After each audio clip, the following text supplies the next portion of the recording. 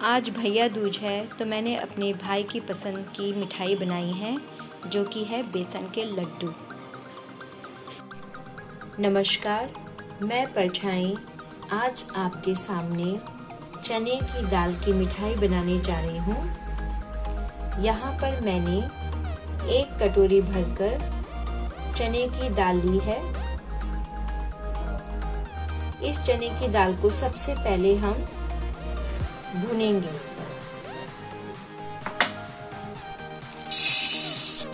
कढ़ाई में मैंने 1 कटोरी चना दाल डाल दिया है। दाल को हमें 10-12 मिनट तक भूननी है धीमी आंच में, लेकिन बड़े ही धैर्य के साथ। धीमी आंच में भूनने से मिठाई अच्छी और स्वादिष्ट बनती है, इसीलिए चने की दाल को तेज आंच में न भूनिएगा, धीमी आंच में ही भूनिएगा। 10 मिनट हो चुके हैं। ये दाल देखिए अच्छी तरह से भून चुकी है। अब मैं गैस बंद कर रही हूँ।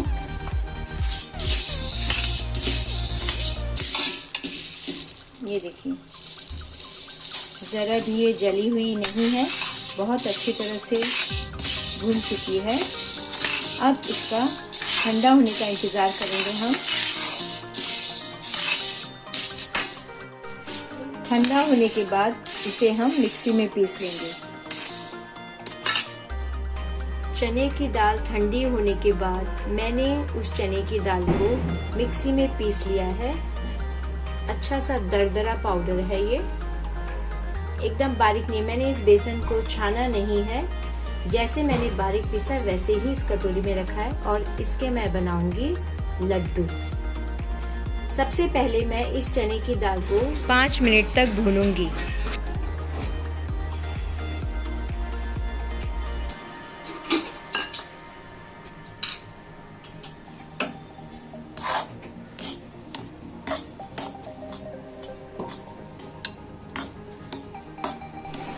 जैसे जैसे हम बेसन को भूनते हैं वैसे वैसे बेसन हल्की हल्की होने लगती है और इसमें से अच्छी सी खुशबू आती है। तो समझ जाना चाहिए कि बेसन आपकी अच्छी तरह से भून चुकी है। सिर्फ ये ध्यान रखना है कि बेसन नीचे न लगे,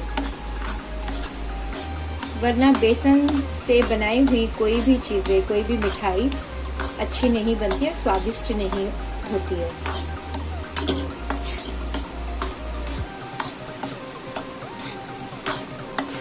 बेसन हमारी भून चुकी है।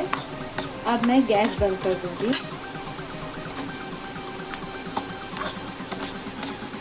अब मैं इसे किसी बर्तन में ठंडा करने के लिए रख दूंगी, क्योंकि कढ़ाई गर्म है तो बेसन नीचे लग सकता है, इसलिए इसे किसी बर्तन में ठंडा करने के लिए रख दूंगी। बेसन यहाँ पर मैंने ठंडा करने के लिए रख दिया है। मेरा ये बेसन भूनकर हो चुका है। अब मैं शक्कर और बेसन को मिक्स करूँगी। ये गरम है, बेसन गरम गरम ही होना चाहिए, उसमें पीसी हुई शक्कर मिलानी है। 1 कटोरी बेसन है तो आधी कटोरी शक्कर, इसी कटोरी के माप से मैंने आधी कटोरी शक्कर ली है।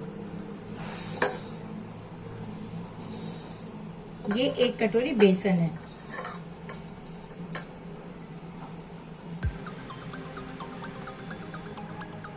ये शक्कर है आधी कटोरी, इसे हम बेसन में, गरम बेसन में मिला देंगे।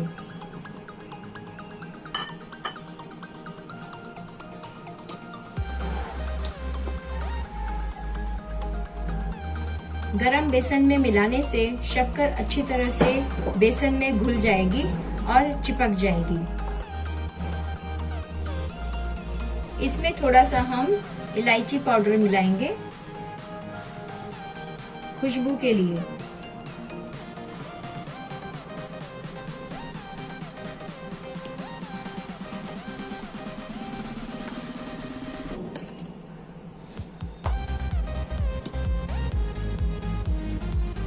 इसमें हम घी डालेंगे। घी थोड़ा गरम है, इस चम्मच के हिसाब से मैं 4 चम्मच डालूंगी।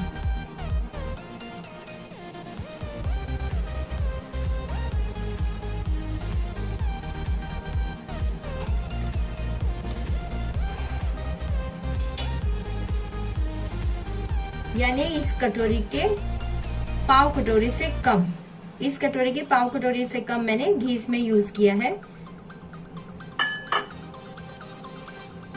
अब इसे हम मिला देंगे।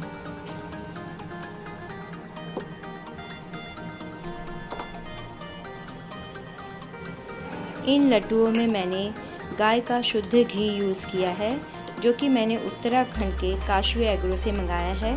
इस घी में कोई भी मिलावट नहीं होती है, यह पूरी तरह से शुद्ध घी है।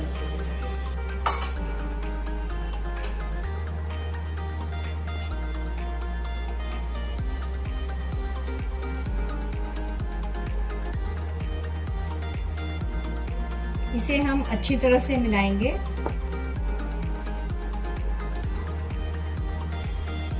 इसमें टोटल हमने 4 चम्मच घी डाला था, थोड़ा सा घी और डालेंगे, 1 चम्मच और दूसरी चम्मच, टोटल हमने 6 चम्मच इसमें घी यूज किया है। यानी कि इस कटोरी के, जिस कटोरी से हमने बेसन लिया था उसी कटोरी के हिसाब से हमने आधी कटोरी पीसी हुई शक्कर ली, उसी कटोरी के हिसाब से हमने पाव कटोरी घी लिया है। अब इसे हम फिर से मिलाएंगे अच्छी तरह से। घी गरम है इसलिए डायरेक्ट हाथ से नहीं मिलाएंगे।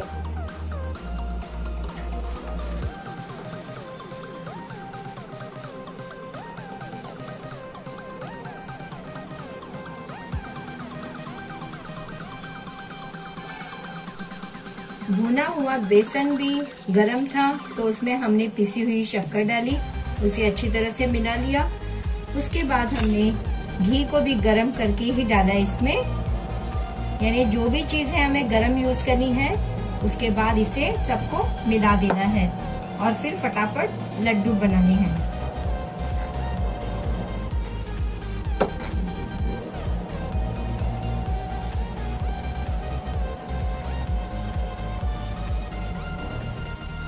ये आराम से हो रहा है, तो हमें इतनी ही घी की जरूरत है।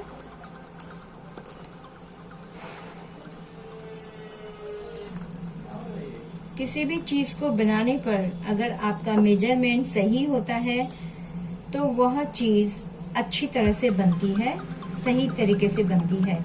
इसमें मैंने आपको जो भी मेजरमेंट बताया है आप उसी तरह से कीजिएगा, तो आपका जो लड्डू है वह सही तरीके से बनेगा। बेसन अभी भी गरम है, हम इसी गरम में लड्डू बनाना शुरू करेंगे।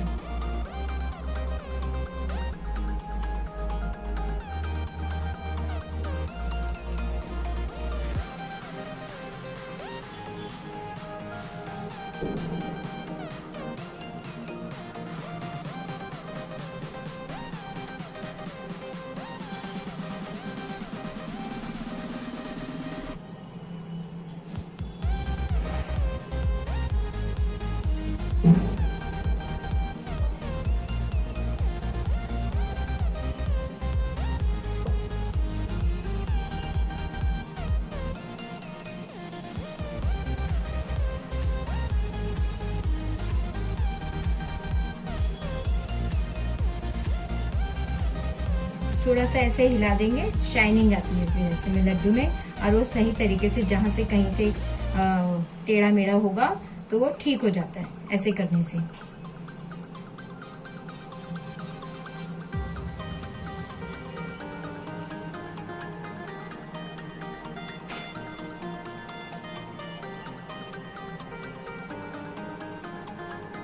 जब तक गरम गरम है तब तक इसे बना ले तो ये सही रहता है।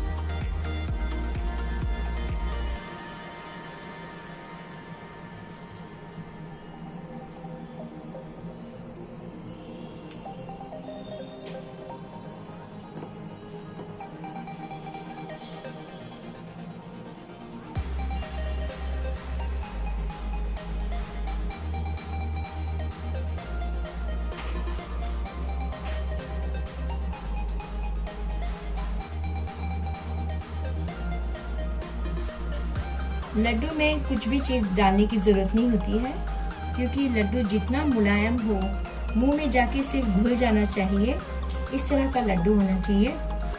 इसलिए मैंने इसमें कुछ मिलाया नहीं है, सिर्फ इलायची पाउडर, जो कि थोड़ा सा अच्छी सी खुशबू आए। हमारे इतने लड्डू बन चुके हैं, थोड़ा सा और बाकी है।